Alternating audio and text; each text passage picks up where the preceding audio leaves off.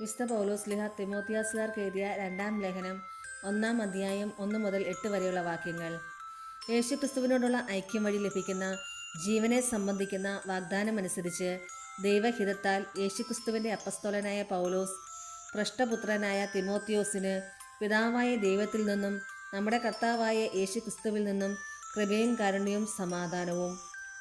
രാവും പകലും എൻ്റെ പ്രാർത്ഥനകളിൽ ഞാൻ സദാ നിന്നെ സ്മരിക്കുമ്പോൾ എൻ്റെ പിതാക്കന്മാർ ചെയ്തതുപോലെ നിർമ്മല മനസ്സാക്ഷിയോടുകൂടെ ഞാൻ ആരാധിക്കുന്ന ദൈവത്തിന് നന്ദി പറയുന്നു.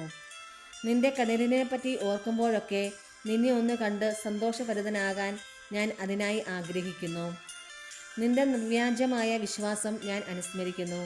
നിന്റെ വല്യമ്മയായ ലോവിസിനും അമ്മയായ യൗനിക്കയ്ക്കും ഉണ്ടായിരുന്ന വിശ്വാസം ഇപ്പോൾ നിനക്കും ഉണ്ടെന്ന് എനിക്ക് ബോധ്യമുണ്ട്. എൻ്റെ കൈവെപ്പിലൂടെ നിനക്ക് ലഭിച്ച ദൈവിക വരം വീണ്ടും ഉജ്ജ്വലിപ്പിക്കണമെന്ന് ഞാൻ നിന്നെ അനുസ്മരിപ്പിക്കുന്നു. എന്തെന്നാൽ ഭീരുത്വത്തിൻ്റെ ആത്മാവിനെയല്ല ദൈവം നമുക്ക് നൽകിയത്, ശക്തിയുടെയും സ്നേഹത്തിൻ്റെയും ആത്മനിയന്ത്രണത്തിൻ്റെയും ആത്മാവിനെയാണ്. നമ്മുടെ കർത്താവിന് സാക്ഷ്യം നൽകുന്നതിൽ നീ ലജ്ജിക്കരുത്.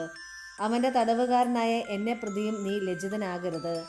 ദൈവത്തിൻ്റെ ശക്തിയിൽ ആശ്രയിച്ചുകൊണ്ട് അവൻ്റെ സുവിശേഷത്തെ പ്രതിയുള്ള ക്ലേശങ്ങളിൽ നീയും പങ്കുവഹിക്കുക.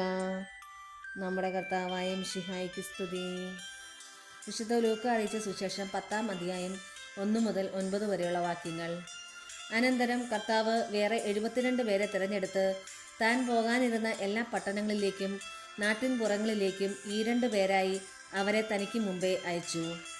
അവൻ അവരോട് പറഞ്ഞു, കൊയ്ത്ത് വളരെ, വേലക്കാരോ ചുരുക്കം. അതിനാൽ കൊയ്ത്തിന് വേലക്കാരെ അയക്കുവാൻ കൊയ്ത്തിൻ്റെ നാഥനോട് നിങ്ങൾ പ്രാർത്ഥിക്കുവിൻ.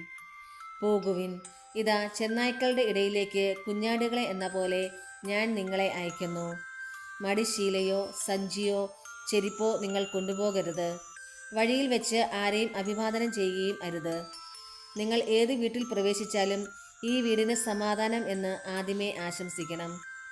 സമാധാനത്തിൻ്റെ പുത്രൻ അവിടെ ഉണ്ടെങ്കിൽ നിങ്ങളുടെ സമാധാനം അവനിൽ കുടികൊള്ളും.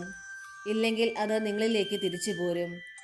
അവരോടൊപ്പം ഭക്ഷിക്കുകയും പാനം ചെയ്യുകയും ചെയ്തുകൊണ്ട് ആ വീട്ടിൽ തന്നെ വസിക്കുവിൻ. വേലക്കാരൻ തൻ്റെ കൂലിക്ക് അർഹനാണല്ലോ. നിങ്ങൾ വീടും തോറും ചുറ്റി നടക്കരുത്. ഏതെങ്കിലും നഗരത്തിൽ നിങ്ങൾ പ്രവേശിക്കുകയും അവർ നിങ്ങളെ സ്വീകരിക്കുകയും ചെയ്യുമ്പോൾ നിങ്ങൾക്ക് വിളമ്പുന്നത് ഭക്ഷിക്കുവിൻ.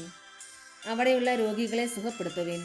ദൈവരാജ്യം നിങ്ങളെ സമീപിച്ചിരിക്കുന്നുവെന്ന് അവരോട് പറയുകയും ചെയ്യുവിൻ. നമ്മുടെ കർത്താവായ മിശിഹായ്ക്ക് സ്തുതി.